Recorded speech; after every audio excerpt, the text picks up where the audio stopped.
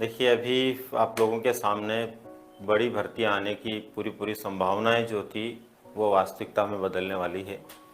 काफ़ी दिनों से आप लोग भी इस बात का इंतज़ार कर रहे हैं कि नई भर्तियां जो है आप लोगों के सामने कब तक होंगी, और बहुत सारी अलग-अलग सूचनाओं के बीच में अभी जो सूचनाएं आप लोग भी सुन पा रहे होंगे, देख पा रहे होंगे, उनके अनुसार तय सा है कि ग्रेड फर्स्ट और सेकंड के लिए एक बड़ी भर्ती आप लोगों के सामने बहुत जल्द आने वाली है।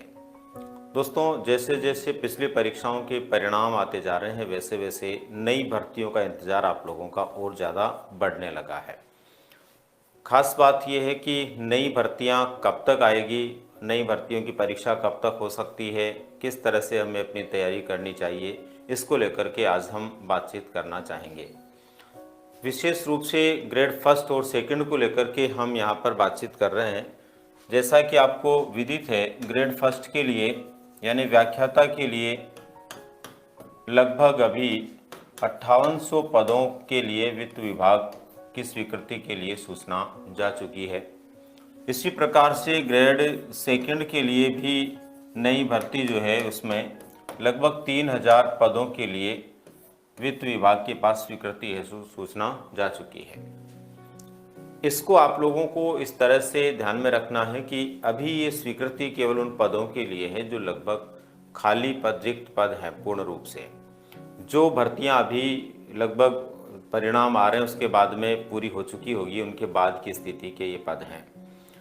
लेकिन आपको ये ध्यान रखना है कि डीपीसी के द्वारा यानी जो पदोन्नति होने वाली है ग्रेड फर्स्ट से और ग्रेड सेकंड से, जैसे ग्रेड फर्स्ट से जो है वाइस प्रिंसिपल के रूप में काफ़ी पदोन्नतियां हो चुकी है, ग्रेड सेकंड जो है उससे ग्रेड फर्स्ट के लिए पदोन्नतियां होने की स्थिति में है।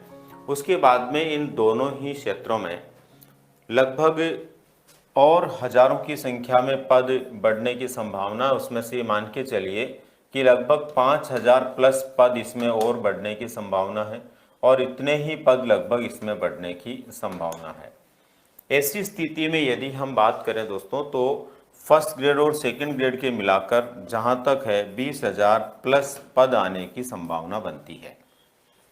अभी केवल ये स्वीकृति गई है, इतने पद तो आपके सामने बिल्कुल स्पष्ट है ही है कि इन पदों पर भर्ती होने वाली है, लेकिन इसके अलावा ये और पद इसमें बढ़ने तय हैं, और ये कम से कम लिखे हैं मैंने यहाँ पर, कम से कम इतने तो बढ़ेंगे, इनसे भी ज़्यादा होने की संभावना। मैं तो ये मानता हूँ कि ग्रेड फर्स्ट में जो है लगभग 12,000 से भी ज़्यादा पदों पर भर्ती होने की पूरी संभावना है।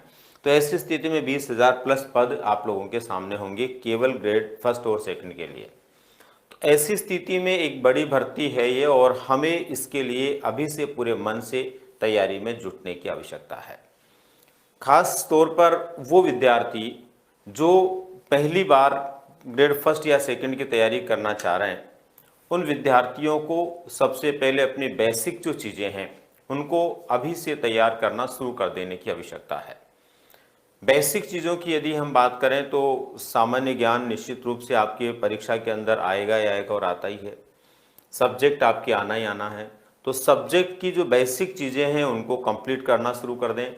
सामान्य ज्ञान की जो बेसिक चीज़ें उनको कंप्लीट करना शुरू कर दें। इनके साथ साथ में अन्य जो विषय आपके जुड़े हुए हैं, जैसे ग्रेड सेकंड के अंदर जो है आपको विभिन्न प्रकार के सामान्य ज्ञान के अलावा मनोविज्ञान के प्रश्न पूछे जाते हैं। सब्जेक्ट के अंदर भी सब्जेक्ट के साथ साथ में मेथड्स के प्रश्न पूछे जाते हैं। ग्रेड फर्स्ट की यदि हम बात करें तो उसके अंदर जो है मैथ, रीजनिंग है, साइंस है, इसके अलावा जो है हिंदी है, इंग्लिश है, जीके के अलावा ये प्रश्न भी फर्स्ट पेपर में आते हैं। स्कूल मैनेजमेंट भी उसके अंदर आता है। इसके अलावा पेपर सेकंड में जो है उनके पेडागोजिकल साइकोलॉजी के प्रश्न पूछे जाते हैं। तो ऐसी स्थिति के अंदर हमें हमारी जो बेसिक चीज़ें हैं, बेसिक कंसेप्ट है, उनको अभी से देखना शुरू कर देना चाहिए। जो व्यक्ति अभी से देखना शुरू कर देगा और विज्ञापन का या विज्ञप्ति का इंतज़ार नहीं करेगा, परीक्षा कब होगी इस बात का इंतज़ार नहीं करेगा, उसकी जीत को कोई नहीं रोक सकता। क्योंकि जितना पहले हम तैयारी शुरू करेंगे उतनी ही हमें ज़्यादा समय मिलने के कारण मजबूत तैयारी में सहयोग मिलेगा, और जितनी हमारी मजबूत तैयारी होती है आप समझ सकते हैं हमारे परिणाम भी उतने ही बेहतर आने की संभावना बढ़ जाती है। तो अभी से अपनी तैयारी उन लोगों को बेसिक से शुरू करनी चाहिए जो पहली बार तैयारी कर रहे हैं। जो लोग पहले तैयारी कर चुके हैं, पिछली परीक्षाओं में भी उन्होंने परीक्षा दी है और अब दोबारा से उनको तैयारी करने की आवश्यकता है, ऐसी स्थिति में उन लोगों का बेसिक और बहुत सारी चीज़ें तो पहले से ही स्पष्ट हो चुकी है। उन लोगों को नए सिरे से अपनी तैयारी को धार देने की आवश्यकता है। जो तैयारी आपने पहले की है, उसमें क्या कमी रह गई थी, किस कमी की वजह से हम जो है अपने परिणामों को सकारात्मक नहीं बना पाए, उन कमियों को सबसे पहले ढूंढने की ज़रूरत है। और जो जो कमियां पाई गई, जिन जिन क्षेत्रों में आपकी कमजोरी रही, मान लीजिए आप ग्रेड फर्स्ट का एग्ज़ाम दिए और फर्स्ट ग्रेड के एग्ज़ाम के अंदर आपका जो मैथ कमज़ोर रह गया या रीजनिंग रह गया, आपके स्कूल मैनेजमेंट में कमज़ोरी रह गई, वो तो अपने को पता चल ही गया होगा अपने परिणामों के साथ में। तो उसके आधार पर हमें सबसे पहले उस कमज़ोर पक्ष को उठाना चाहिए, उस कमज़ोर पक्ष को बेहतर बनाने की कोशिश करनी चाहिए। जैसे जैसे हमारा कमज़ोर पक्ष सबल बनता चला जाएगा, वैसे वैसे हमारा कॉन्फिडेंस लेवल वो है बढ़ता चला जाएगा। सब्जेक्ट के अंदर भी हर व्यक्ति जो है अपनी बेहतर तैयारी या बेहतर प्रदर्शन करने का प्रयास करता है, लेकिन कई बार सब्जेक्ट में भी अपना खुद का सब्जेक्ट होते हुए भी कुछ पार्ट ऐसे होते हैं जिनमें हमारी कमी रह जाती है। जैसे मान लीजिए हम एसएसटी ग्रेड सेकंड की बात करें तो उसमें 7 अलग अलग सब्जेक्ट हैं, 8वां मेथड है।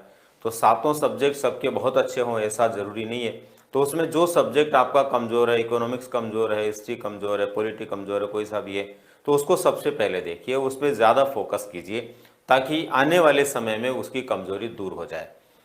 ग्रेड फर्स्ट की बात करें तो उसके अंदर भी एक ही सब्जेक्ट में कई पार्ट होते हैं। मान लीजिए अपन हिस्ट्री की भी बात करते हैं तो आधुनिक उसमें अलग होगा, मध्य अलग होगा, राजस्थान का अलग होगा। तो वो कौन सा पार्ट आपका कमज़ोर है उसको पहले देखिए।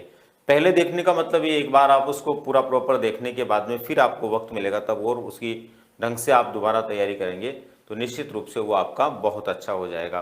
तो यहाँ पर हम लोगों को ये देखने की आवश्यकता है दोस्तों कि अब जब हमारे सामने फिर एक नई बड़ी भर्ती आ रही है तो हम उसका इंतज़ार नहीं करें। हम सिर्फ ये सोचें कि हमारी तैयारी कैसे और कितनी बेहतर हो सकती है, हम उस परीक्षा के लिए अपने आप को कितना अच्छा सा तैयार कर सकते हैं। और अगर हमने अपने आप को बहुत अच्छे से उसके लिए तैयार कर लिया तो आने वाली परीक्षा में आपके परिणाम सफल होंगे, आप अच्छे रिजल्ट को प्राप्त करेंगे, ऐसा आपको खुद को महसूस होने लगेगा।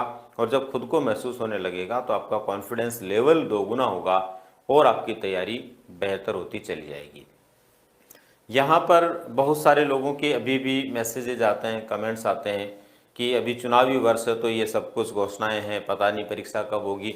देखिए, वित्त विभाग में स्वीकृति के लिए जिन पदों के लिए गया है उसका तो आपको जानकारी में होगा ही होगा।